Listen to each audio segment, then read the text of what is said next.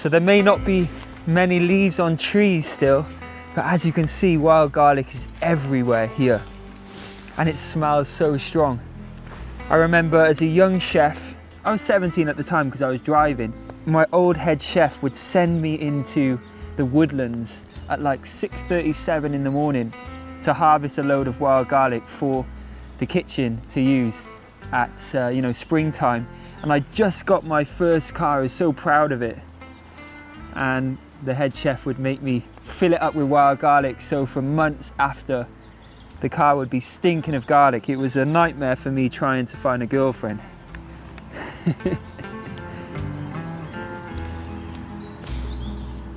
Well, I picked an abundance of wild garlic on my first trip to the woodlands of the season.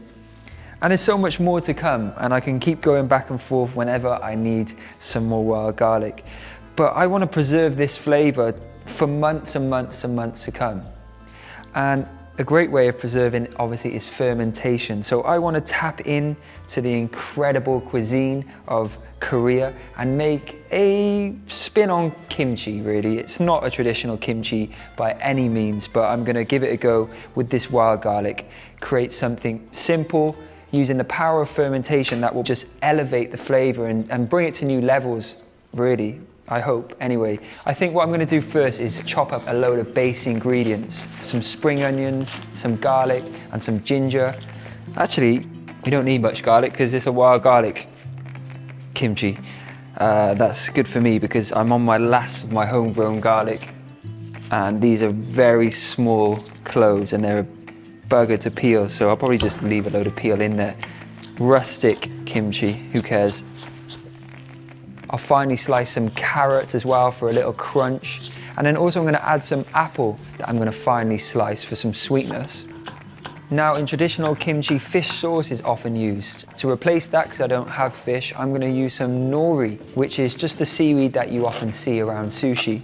So I'll tear that into my bowl. And then it's a simple case of roughly chopping the wild garlic into big and small pieces and then add that to the bowl as well. We'll weigh everything and then we'll work out the amount of salt needed to be added. All right, look at that, that's quite a big bowl, but once we've worked it, it's gonna wilt down loads. Now I've already measured the weight of this bowl, so we just need to work out what the contents of the bowl is. My new scales, right, it's 950 grams, not that much actually, so we need to work out what 2% of that weight is in sea salt. Let me just do my math. 19 grams? 950, 19 grams. We are definitely gonna need a bigger bowl. We'll get this into this bowl now with the salt and work it with our hands just to break it down slightly. And then I'll stir through some gochugaru, which is Korean chili flakes. If you don't have them, just add normal red chili flakes, whatever you have. But just be careful. If you like it spicy, add a lot. If you don't like it too spicy, then don't add too much. All right, let's get some of this in. Now you'll probably notice that I haven't actually added any liquid to this. I'm relying on the salt to actually draw out the natural brine that's within the apple and the wild garlic and the carrot and everything, so that we don't dilute the flavor. But because of that, once I've added the chili flakes and given it a good stir, I'm going to set it aside for at least 2 hours for those liquids to be drawn out. But what I'll probably do actually, because it's getting late now, is do that overnight. So I'll get it in the fridge and let it slowly have the opportunity to have that liquid drawn out of it. And then in the morning, I'll pack it into my jar to ferment.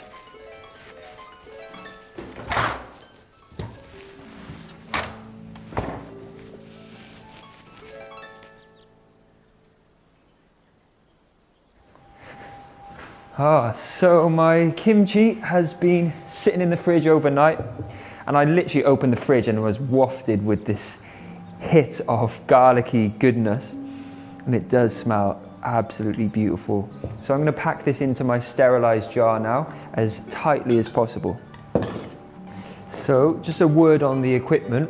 I'll pop a link below this video to everything I'm using, from the jar to this cool funnel to this sort of muddler. Guys, the smell of this is hard to explain. It's just powerful, really sort of rich. I'm just going to get the last bit in there. but I can see there's a lovely bit of natural brine created there. Often in traditional kimchi making, they use something called a glutinous rice flour that actually makes it, the liquid kind of sticky and thick. But obviously I didn't use that, but it is really nice and syrupy, that hot sauce.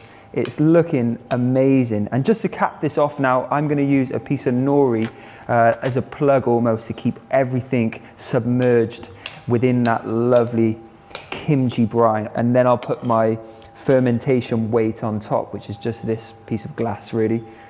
All right, so I'm gonna pop this somewhere warm in my fermentation station and let this ferment for about a week or a week and a half.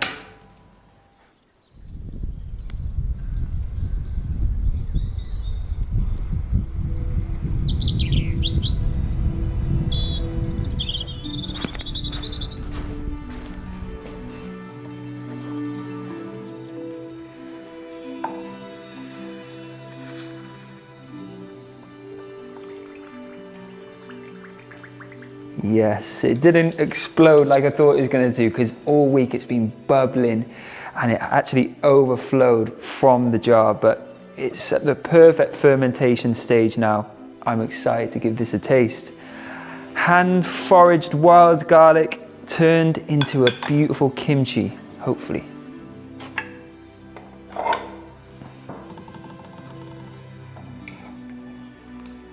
Oh yeah.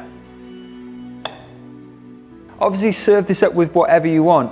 This has got a nice spice, a nice bold flavor, I'm sure, and obviously packed full of beneficial bacteria. So get as much fermented food onto your plates as possible. But now I'm just going to try this on its own in its purest form to see if we've successfully preserved wild garlic using traditional Korean inspiration. Wild garlic kimchi.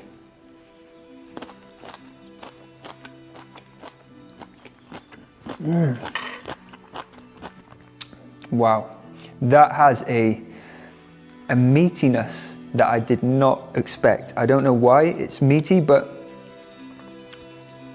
maybe there's some crazy science involved here with the fermentation, and the bacteria just created this new level of flavor, because it has got this strange meatiness to it.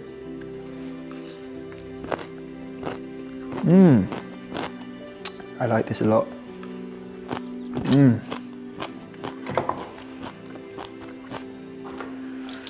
Now, incredibly, because of the power of fermentation, this will now store in my fridge for months. So, but to be honest with you, this will last like 2 days.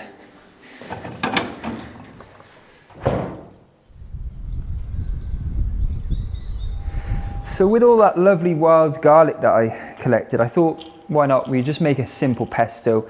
Most people, when they pick wild garlic, they make pesto with it. And I thought I'll put a little spin on it using things like hemp seeds, super high in protein, and they have this real nutty flavor. So we'll get some of them in. Also got some roasted hazelnuts, which will be beautiful. Nutritional yeast is another one that I put in, just because it has, again, a nutty, cheesy flavor. Very rich. I think that's everything from here. Oh, pumpkin seeds. They'll be nice in there too, a lovely green color. I think with pesto, people overcomplicate it or think they have to stick to traditional pine nuts, but any nuts or seeds will work great in a pesto, especially if you've got a nut allergy. Just swap them out for something like pumpkin seeds, and they're really cheap. And also pumpkin seeds, great for hair and nails and things like that. So when I make pesto nowadays, I realize that when you do it in a blender, it's you don't feel like a close connection to it, and you can't gauge the consistency very well. And when you also blitz something with olive oil in it and lemon juice as well, it sort of emulsifies too much and it's not as saucy. So we're going to do it in old-fashioned pestle and mortar. And I think if you've got a little bit of time, do it that way too. Let's get that wild garlic. I'll start by crushing my roasted hazelnuts, hemp seeds and pumpkin seeds, and then we'll gradually add some chopped wild garlic.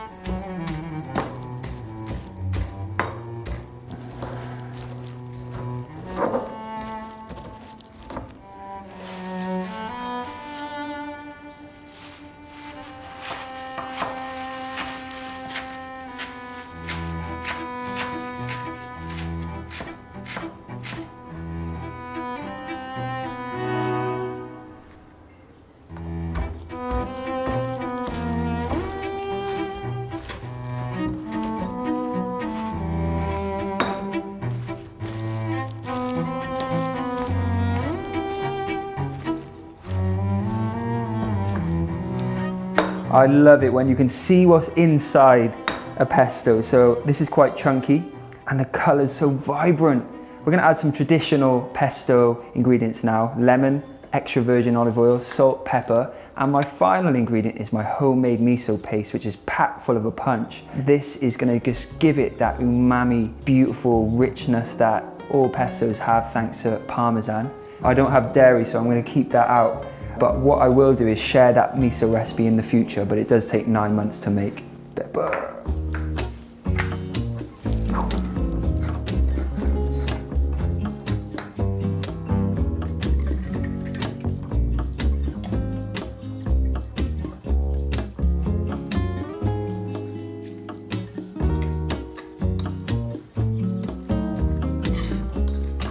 That for me is the perfect consistency. It's creamy. So if you're putting pasta through this, it's just gonna coat onto every little crevice on that pasta. Oh my word. That is a thing of woodland beauty. Beautiful. I am so happy with this pesto. I'm gonna give it a little taste first, I think, and then get it into some jars.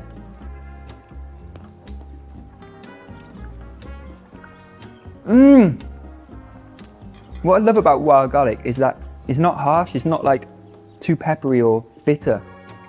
That is so subtle and beautiful. It's almost like it's been roasted. I think the roasted hazelnuts really work a treat. I am so happy with that. I could literally eat it out of this bowl. So I'll get it in my jars now, and this makes a great gift. Imagine being given a jar of hand-foraged wild garlic pesto. That is meaningful. That's a priceless gift. I always think when I go to restaurants, and I went to a beautiful restaurant in London recently called, I'm gonna actually shout them out, April City. And each course that came out, I was being told exactly where the ingredients were coming from. They were only using in-season, local produce. And I was like, this is a priceless meal. I'm hearing a story behind the food. And that's what food is all about for me, is stories. So if you give this as a gift to your friends or family, I foraged this wild garlic and now it's a pesto that you can enjoy. What a beautiful gift. Just put a little label on it. This recipe is my gift to you, so you can make a gift for someone you love.